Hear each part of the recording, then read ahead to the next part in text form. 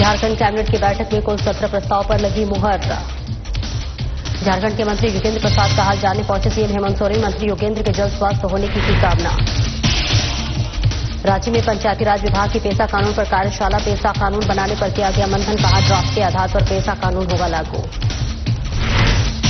रांची में सरना धर्म कोड को लेकर कांग्रेस ने दिया अल्टीमेटम। कहा नहीं मिला कोड तो नहीं करने देंगे करना। 26 मई को राज्यपाल के साथ प्रदर्शन करने की भी कही बात। और दरभंगा में बिना इजाजत अम्बेडकर छात्रावास पहुंचे राहुल गांधी। धारा 144 लागू होने के बाद भी हॉस्टल पहुंचकर छात्रों से किया संवाद। चतरा में ऑपरेशन सिंदूर की सफलता को लेकर निकली तिरंगा यात्रा। बीजेपी ने शहर में निकाली भव्य तिरंगा यात्रा। भारत माता की जय के लगाए नारे।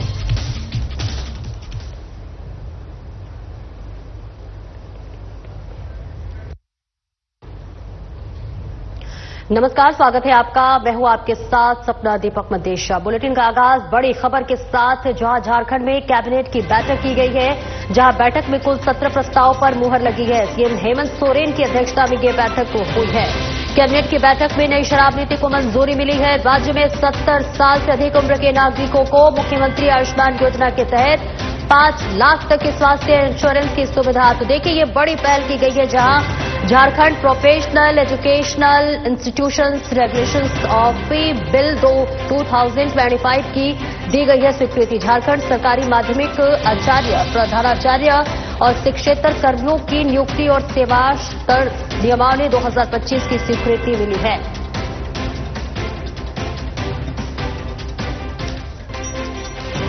तो देखिए, ये बड़ी पहल की गई है झारखंड कैबिनेट की बैठक में, जहां कुल 17 प्रस्ताव पर मुहर लगी है। मुख्यमंत्री हेमंत सोरेन की अध्यक्षता में ये महत्वपूर्ण कैबिनेट की बैठक हुई है। कैबिनेट की बैठक में नई शराब नीति को मंजूरी मिल गई और इसके अलावा देखिए, 70 साल से अधिक उम्र के नागरिकों को मुख्यमंत्री आयुष्मान योजना के तहत 5 लाख तक के स्वास्थ्य इंश्योरेंस की सुविधा मिली है। और इसके साथ साथ ही Jharkhand professional educational institutions bill 2025 की स्वीकृति दी गई है। झारखंड सरकारी माध्यमिक आचार्य, प्रधानाचार्य और शिक्षेतर कर्मियों की नियुक्ति और सेवा नियमावली और 2025 की स्वीकृति मिली है। तो देखिए, जिसका इंतजार था वो अब इस कैबिनेट बैठक के बाद से पूरी हो गई है, क्योंकि लगातार आयुष्मान योजना के तहत भी लोग गुहार लगा रहे थे।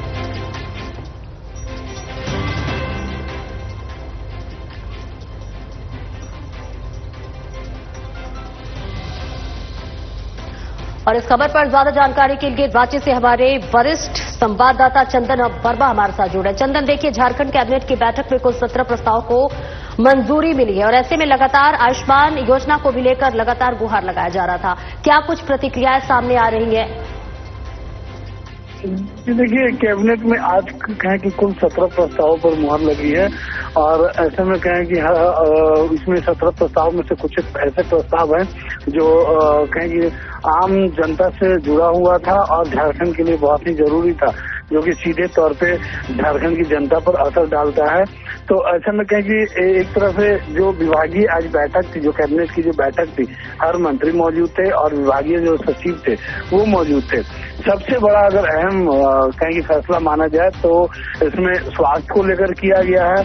वहीं शराब मामले में भी जो है आज कैबिनेट में कुछ प्रस्ताव पारित हुए हैं, जो कि अब तक शराब का जो टोटल कंट्रोल था, जो उसका टोटल कहेंगे संचालन था, वो सरकार के अंदर थी। सरकार हर चीज की मॉनिटरिंग कर रहा था।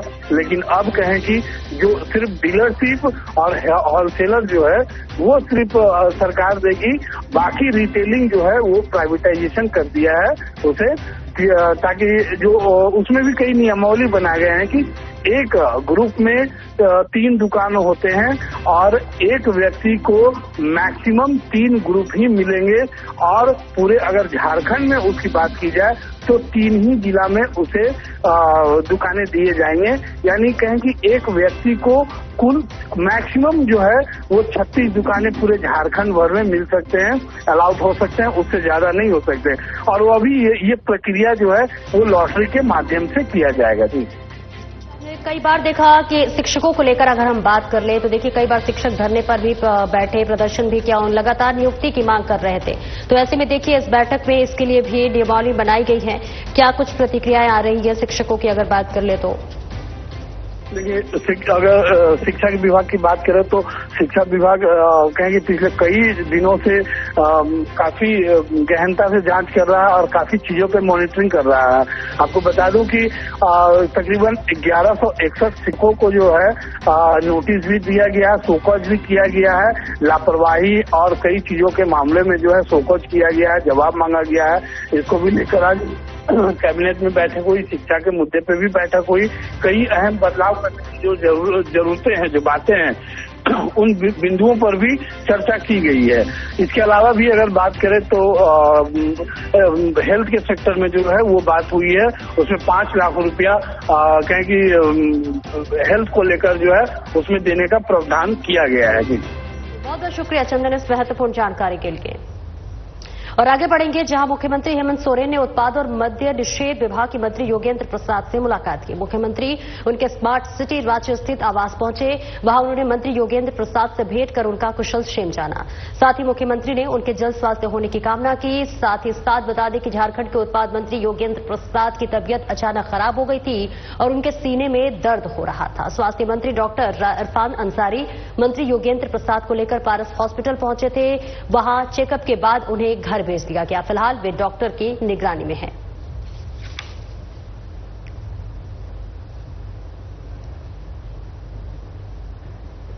और पेसा कानून पर गुरुवार को एक दिवसीय कार्यशाला का आयोजन किया गया। इसमें पंचायती राज विभाग की मंत्री दीपिका पांडे सिंह, कृषि पशुपालन और सहकारिता मंत्री शिल्पी नेहा तिर्की, स्कूली शिक्षा और साक्षरता विभाग के मंत्री रामदास सोरेन और राजस्व निबंधन और भूमि सुधार मंत्री दीपक बिरुआ शामिल हुए। वहीं कांग्रेस के झारखंड प्रभारी के राजू और कांग्रेस विधायक राजेश कच्छप भी इस बैठक में विशेष रूप से शामिल हुए। कार्यशाला में पेसा कानून बनाने पर मंथन किया गया। विधायक राजेश कच्छप ने कार्यशाला में उपस्थित व्यक्तियों की राय भी ली और भरोसा दिलाते हुए कहा कि इस आधार पर अंतिम रिपोर्ट तैयार की जाएगी। कार्यशाला में उपस्थित कृषि मंत्री शिल्पी नेहा तिर्की ने पेसा कानून झारखंड में लागू करने पर जोर देते हुए कहा कि कार्यशाला में वक्ताओं के विचार लिए गए हैं और एक बेहतरीन ड्राफ्ट तैयार किया जाएगा और झारखंड में इसके तहत पेसा कानून लागू किया जाएगा।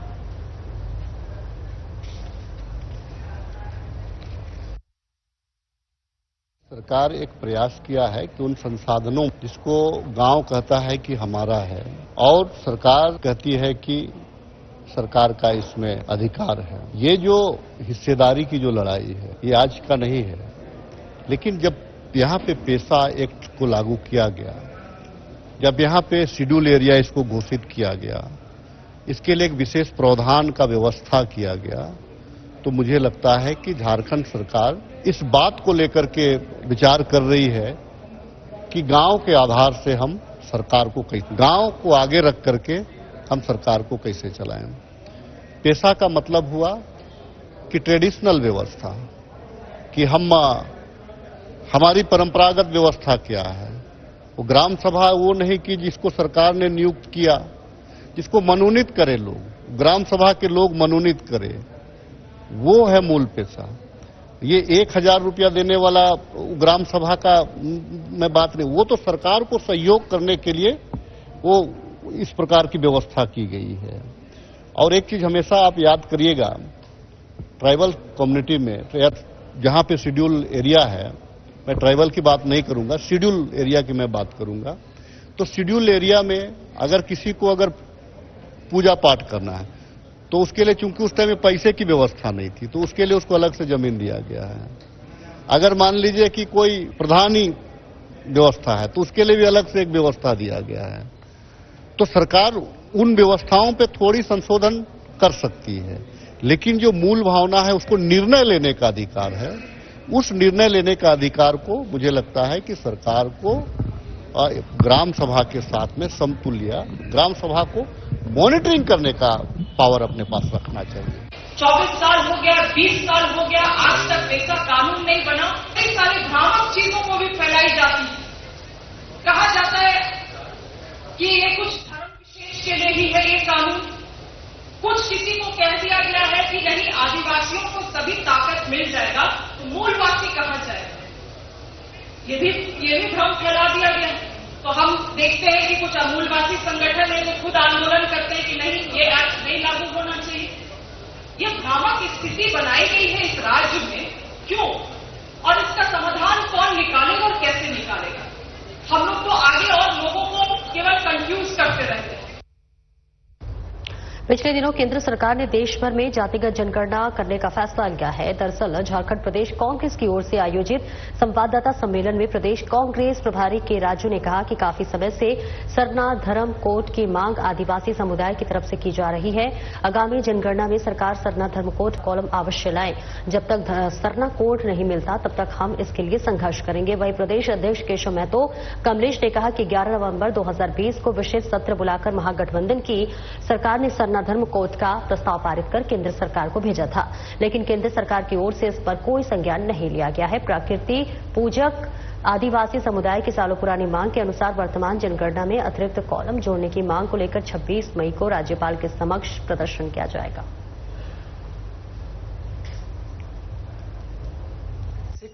जब कांग्रेस प्रेसिडेंट मल्लिकार्जुन खड़गे जी संविधान बचाओ रैली रांची में एड्रेस किया, कांग्रेस प्रेसिडेंट का भाषण में बहुत स्पष्ट रूप से कहा अगले जनगणना में सरना कोड को लागू करना, ये हमारा कांग्रेस पार्टी का डिमांड होगा। कांग्रेस पार्टी हर स्टेट में एक आदिवासी कोड के लिए फाइट करेंगे।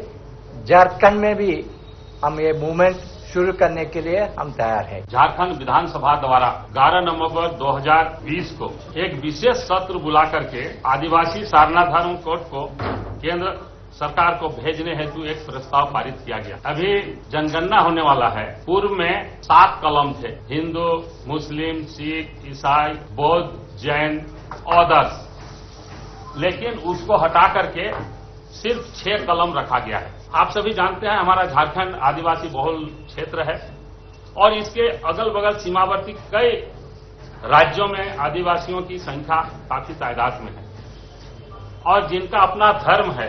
सभी प्रकृति पूजक हैं। जल, जंगल, जमीन ये से ही इनका नाता और पहाड़, पर्वत, जंगल सभी इनके बहुत ही आराध्य देव की तरह। तो आज जो है हमारा झारखंड विधानसभा द्वारा जो प्रस्ताव पारित किया गया है और केंद्र में भेजा गया है, इस पर केंद्र की सरकार मौन धारण किए हुए है।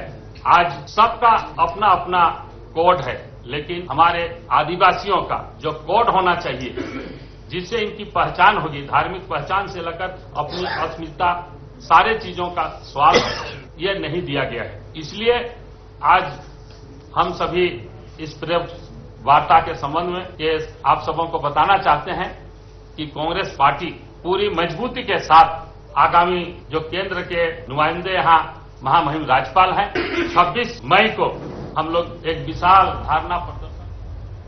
कांग्रेस सांसद और लोकसभा में नेता प्रतिपक्ष राहुल गांधी का दरभंगा दौरा विवादों में है। स्थानीय प्रशासन की ओर से अनुमति नहीं मिलने के बाद भी राहुल गांधी ने दरभंगा के अंबेडकर छात्रावास में छात्रों के साथ संवाद किया। राहुल गांधी ने कहा कि केंद्र की सरकार सिर्फ 5 से 10% लोगों के लिए काम कर रही है और 90% लोगों से उनका कोई लेना देना नहीं है।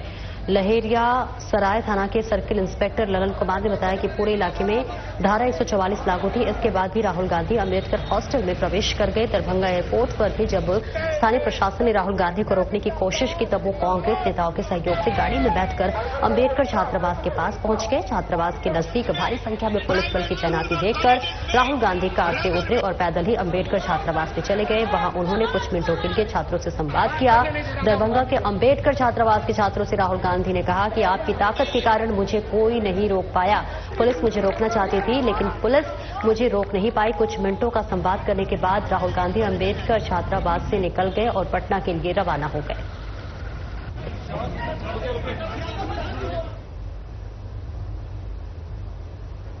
ऑपरेशन सिंदूर की सफलता को लेकर नगर बीजेपी की ओर से चतरा शहर के जतर राहिया बाग चौक से भव्य तिरंगा यात्रा निकाली गई, जिसमें सांसद कालीचरण सिंह, विधायक जनार्दन पासवान, सिमरिया विधायक उज्जवल दास शामिल रहे। तिरंगा यात्रा में 100 मीटर का तिरंगा लेकर भारत माता की जय, वंदे मातरम सहित भारतीय जवानों के नारे लगाए गए। तिरंगा यात्रा जतर ही बाग चौक से भ्रमण करते हुए केशरी चौक पर समाप्त हुए। इस दौरान सांसद ने कहा कि ऑपरेशन सिंदूर के तहत हिंदुस्तानी सेना ने पाकिस्तान में घुसकर आतंकवादियों के अड्डे को जमींदोज किया। पाकिस्तानी आतंकी का साथ देने वाले को भी भारतीय सेना ने मुंहतोड़ जवाब दिया, जिसमें ड्रोन, लड़ाकू विमान, मिसाइल, हवाई रक्षा प्रणाली सहित अन्य को जमींदोज किया गया। ये गौरव का क्षण है, ये पूरे देश के स्वाभिमान का क्षण है, ये सेनाओं का सैल्यूट का क्षण है इस कार्यक्रम को हमारे संचालित कर रहे हैं जिला के महामंत्री आदरणीय डॉक्टर मृत्युंजय जी, और हमारे जिसके नेतृत्व में हम ये कार्यक्रम प्रेरणा यात्रा निकाले हैं वैसे जिला के अध्यक्ष आदरणीय रामदेव सिंह जी भोक्ता, चतरा के विधायक लोकप्रिय आदरणीय हमारे जनार्दन पासवान जी, सिमरिया विधानसभा क्षेत्र के विधायक लोकप्रिय हमारे आदरणीय कुमार विठल जी, सभी जिले के पदाधिकारीगण, उपस्थित बंधुओं, प्यारे भाइयों, ये भारत का तिलक लगाने का समय है। इस देश के सेनाओं ने जो पराक्रम दिखाया है, अपनी सीमा में पाकिस्तान को बांधने का, रखने का, अपनी सीमा में रखने, औकात बताने का जो कार्यक्रम किया, उसके लिए भारत के सेनाओं को सैल्यूट करते हैं। उसमें खास करके हम कर्नल पेटी कुरैशी को सैल्यूट करते हैं, जिसके जांबाज नेतृत्व में पाकिस्तान ने अपनी औकात में बांधा गया। ये भारत का स्वाभिमान का विषय है, और ऐसे कार्यक्रम में जब हम भाग लेते हैं तो लगता है कि देश मस्तक से उठा हुआ। मोदी के नेतृत्व में जो कहता है। और चतरा प्रतापपुर प्रखंड के अंतर्गत बबनी पंचायत के वधार में एक मानवता की मिसाल पेश करने का मामला सामने आया है, जहां 5 भाई मिलकर करीब 1 किलोमीटर तक की सड़क बना रहे हैं, और ये सड़क वधार विकास भवन से लेकर तुलसाही प्राथमिक विद्यालय तक बनाई जा रही है। जमीन दान देने वालों में विश्वनाथ राम, अरविंद राम, मृत्युंजय राम, निर्मल कुमार और गजेंद्र कुमार का नाम शामिल है। इस मौके पर तुलसी शाही गांव के ग्रामीणों ने इन 5 भाइयों को धन्यवाद दिया है, और जमीन दान देने के वाले विश्वनाथ ने बताया कि सड़क को बनाने में करीब 10 लाख रुपए लागत की जमीन और सड़क बनाने का खर्च किया गया, करीब 4 लाख रुपए के आसपास का आ रहा है। वधार विकास भवन से लेकर बीरमातुम के टोला तुलसाही में जो रोड बनाया जा रहा है, ये हमारे गांव के किसान थे 5 भाई, जिनका नाम बड़े भाई श्री विश्वनाथ राम, मंझिल भाई अरविंद राम, सांझी मृत्युंजय राम, चौथा निर्मल कुमार और 5वां गजेंद्र कुमार। ये अपना निजी खर्च से अपना खेत निजी में रोड बना रहे हैं। यहाँ से बरसों से लोग बहुत अत्याचार में रह रहा था, स्कूल भी बगल में था, उत्तरी भुइयाँ टोली, जो कि बच्चा के बरसात में आने जाने में बहुत दिक्कत होता था, और डिलीवरी पीरियड पे बहुत लोग छचनता था, बरसात में गाड़ी आने जाने कोई सुविधा नहीं था। तो बहुत मतलब मान के चलिए 5 भाई धन्यवाद के पात्र हैं कि अपना निजी जमीन में अपना निजी खर्च से बना रहे हैं। इसलिए हम लोग सभी ग्रामीण बहुत आभार। जैसा कि आज आप लोग निजी खर्च से निजी जमीन देखकर सड़क को बनवाया है, क्या कुछ कहना चाहेंगे आप? देखिए, दिक्कत यहाँ पर ये था कि ग्राम बधार के बाद बीरमातुम का टोला तुरसाही जाने के लिए, जहाँ एक विद्यालय भी है और 25 घर 20 घर मतलब वहाँ SC जाति के लोग हैं, भारतीय समाज के, इनको आने जाने का काफी परेशानी हो रहा था। बच्चे को स्कूल आने जाने में परेशानी होता था, मेड़ पर होकर के आना जाना पड़ता था। अगर किसी को बीमारी हो जाता है, हर बीमारी है, डिलीवरी पेशेंट है, तो गाड़ी बधार तक ही आती थी, वहाँ से टांग करके लाना पड़ता था। या फिर यहाँ पर हमेशा जंगली इलाका, सांप का डर रहता है, सांप से भी काटने के बाद कई ठो पेशेंट यहाँ पर बधार में मर चुके हैं, तो इन लोग को आने जाने में काफी परेशानी होता था। इसके चलते हम लोग अपना निजी जमीन दे करके और निजी खर्चा से अभी काम इसमें करवा रहे हैं। तकरीबन कितना दूर ये सड़क बना होगा? लगभग 1 किलोमीटर हो जाए। ऐसी बात है कि बीरमातुम का टोला एक तुरसाही है, पश्चिम साइड में, पश्चिम दक्षिण के कोने में पड़ता है। लगभग 20-25 घर भारतीय लोग रहते हैं, और उन लोग को आने जाने का कोई सुविधा नहीं था। इस चीज को देखते हुए मानवता के नाते हम लोग 5 भाई होते हैं, और ये 5 भाई मिलके अपना निजी जमीन दे करके निजी खर्चे से और विकास भवन से लेकर के तुरसाही तक का रोड बनवा दे रहे हैं, ताकि इन लोगों को आने जाने में, तुरसाही के जो भारतीय समाज के लोग हैं, माने हरिजन जो है, उनको आने में कोई तरह का तकलीफ नहीं हो, कोई तरह का दिक्कत नहीं हो। CBSE 12वीं कक्षा के परीक्षा परिणाम में जिले के बच्चों ने बेहतर प्रदर्शन किया। परीक्षा परिणाम आते ही बच्चों के चेहरे खुशी से खिल उठे। वहीं हजारीबाग की दीक्षिता सिंह ने विज्ञान संकाय से 97.8% अंक प्राप्त कर न केवल विद्यालय बल्कि पूरे हजारीबाग जिले में प्रथम स्थान प्राप्त किया। उनकी इस ऐतिहासिक सफलता पर विद्यालय प्रशासन, शिक्षकों, परिजनों और शुभचिंतकों ने उन्हें बधाई दी है। दीक्षिता ने बताया कि उनका सपना एक उत्कृष्ट डॉक्टर बनकर समाज की सेवा करना है। इस लक्ष्य को लेकर उन्होंने इस साल नीट की परीक्षा भी दी है और उन्हें अच्छे अंकों की उम्मीद है। हमारे संवाददाता प्रमोद खंडेलवाल ने दीक्षिता सिंह से खास बातचीत की है, आइए आपको सुनवाते हैं।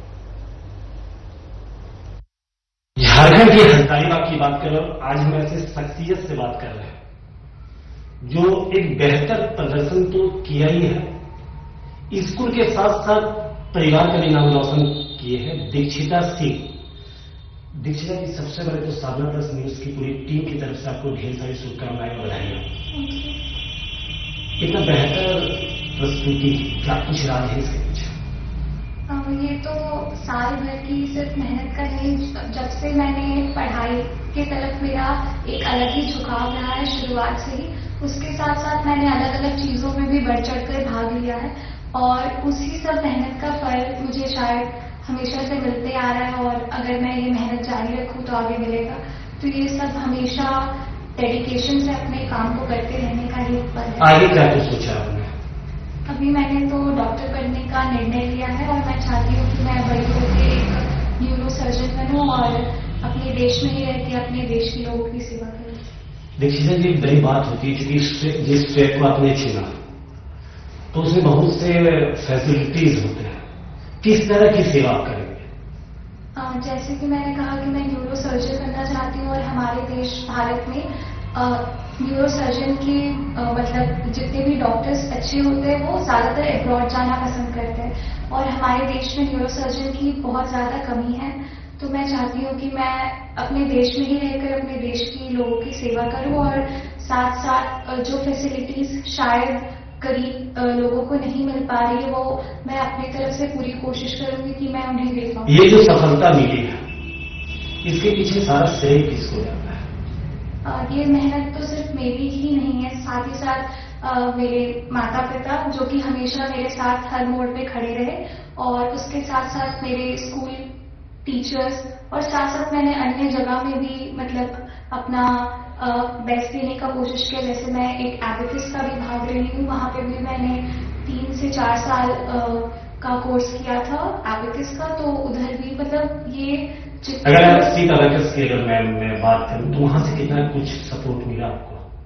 तो मैं 5th क्लास में थी जब मैंने SIT एबेकस ज्वाइन किया था और जब से मैंने ज्वाइन किया तो मुझे उसी समय से ये अंदाजा लग गया था कि ये इस तरीके का कोर्स है जो मैं करूंगी तो ये सिर्फ मेरे मैथ्स या फिर अर्थमेटिक कैलकुलेशन को ही तेज करने में या सुधारने में मदद नहीं करेगा, साथ ही साथ मेरी कंसंट्रेशन पावर को भी बढ़ाएगा और लाइक ये मेरे कंसंट्रेशन जो स्पैम होता है, जैसे अगर बच्चे पढ़ने का भी होते हैं उसका भी एक रीजन होता है करवाने के पीछे।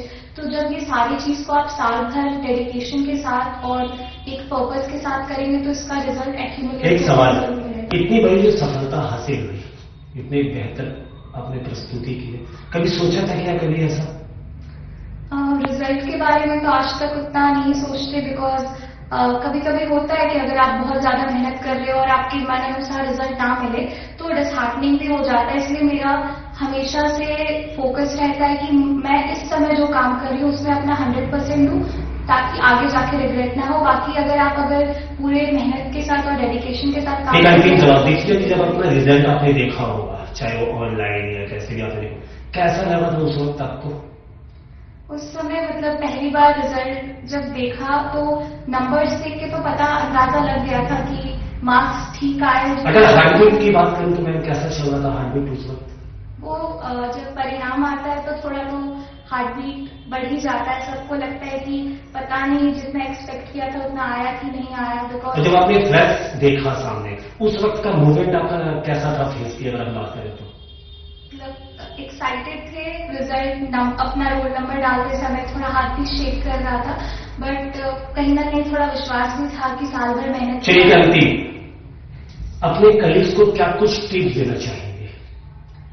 यही कहना चाहेंगे कि अभी से कुछ साल बाद आपको कोई भी आपके मार्क्स से तो नहीं जानने वाला, आप क्या पर्सनालिटी होल्ड कर रहे हैं, आपका कितना नॉलेज है और आप क्या डिलीवर करना चाहते हैं सोसाइटी को उससे जानेंगे। तो आप अभी से जितना मेहनत कर सकते हैं अपने आप को डेवलप करने में उधर ध्यान दीजिए और नॉलेज की तरफ जाएंगे तो मार्क्स तो अपने आप आएंगे। बहुत बहुत धन्यवाद। अपने सहयोगी कैमरामैन के साथ प्रमुख धन्यवाद। Sadhna plus news Hazaribagh. Bokaro steel city शहर इलाके में दिलबाग सिटी डीएसपी आलोक रंचट के अगुवाई में पैदल पेट्रोलिंग की गई। इस दौरान झोपड़ी नुमा होटल ठेलों और खुले में शराब का सेवन करने वालों के खिलाफ कार्रवाई की गई। पुलिस की टीम को देख शराब पीने वाले भागते हुए देखे गए। सिटी डीएसपी आलोक रंजन ने बताया कि सूचना मिल रही थी कि सिटी इलाके में जहां शराब का सेवन किया जा रहा है, इसको लेकर पैदल पेट्रोलिंग की गई है। इस दौरान सभी को चेतावनी दी गई है कि आगे अगर इस तरह की हरकत करते हैं पकड़े जाएंगे तो कानून के मुताबिक कड़ी कार्रवाई की जाएगी।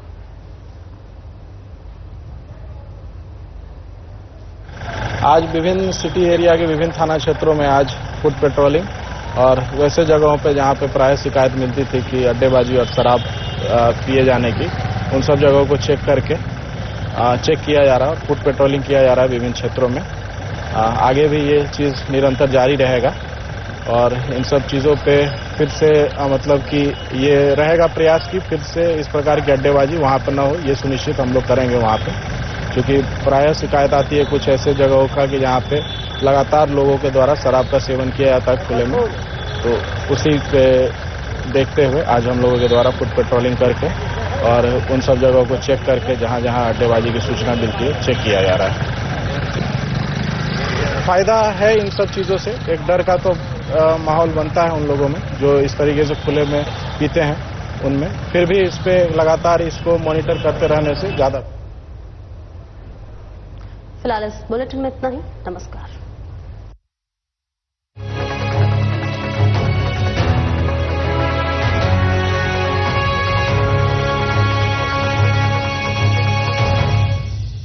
आप दुबले पतले कमजोर हैं, आपकी सेहत नहीं बनती, भूख कम लगती है, वजन नहीं बढ़ता।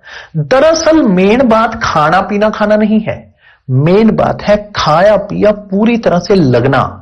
और अगर खाया पिया लगेगा ही नहीं तो आपकी सेहत बनेगी कैसे? इसलिए हमारी संस्था सन्यासी आयुर्वेदा ने एक ऐसी दवा का निर्माण किया है जो कि आपके पाचन तंत्र को, आपके लिवर को दुरुस्त करने का काम करती है, ताकि आप जो भी खाएं उसका पूरे का पूरा निचोड़ आपके शरीर को लगे, आपकी भूख बढ़े, खाया पिया सही से लगे, नया खून बने, हड्डियों में जान आए, वजन बढ़े और आप मोटे तगड़े खूबसूरत पर्सनैलिटी के मालिक बन जाएं। सिर्फ 699 रुपए की पूरे 1 महीने की दवा होती है और आप इसे घर बैठे 01145454545 पर फोन करके दवा मंगवा सकते हैं।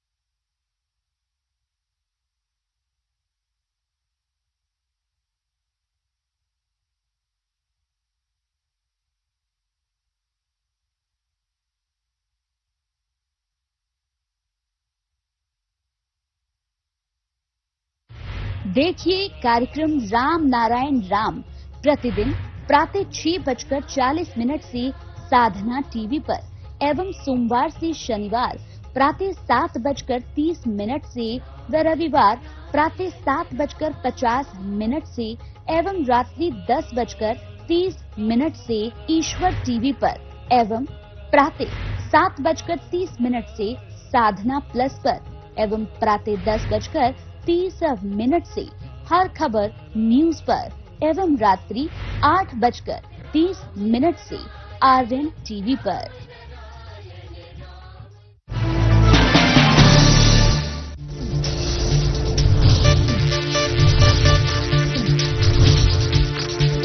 साधना इंस्टीट्यूट के छात्र हर साल नए नए जगहों पर नए नए संस्थानों पर काम करने के लिए जाते हैं, उन्हें प्लेसमेंट मिलता है और साथ ही साथ वो संस्थानों का और साधना इंस्टीट्यूट का नाम भी रोशन करते हैं। तो अगर आप इलेक्ट्रॉनिक मीडिया मास कम्युनिकेशन में अपना करियर बनाना चाहते हैं तो साधना इंस्टीट्यूट आपके लिए एक सबसे बढ़िया विकल्प है।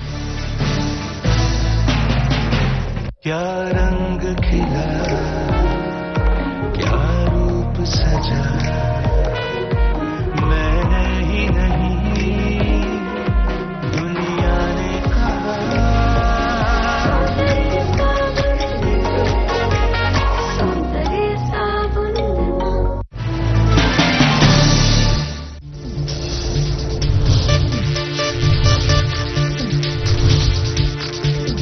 साधना इंस्टीट्यूट के छात्र हर साल नए नए जगहों पर नए नए संस्थानों पर काम करने के लिए जाते हैं, उन्हें प्लेसमेंट मिलता है और साथ ही साथ वो संस्थानों का और साधना इंस्टीट्यूट का नाम भी रोशन करते हैं। तो अगर आप इलेक्ट्रॉनिक मीडिया, मास कम्युनिकेशन में अपना करियर बनाना चाहते हैं तो साधना इंस्टीट्यूट आपके लिए एक सबसे बढ़िया विकल्प है।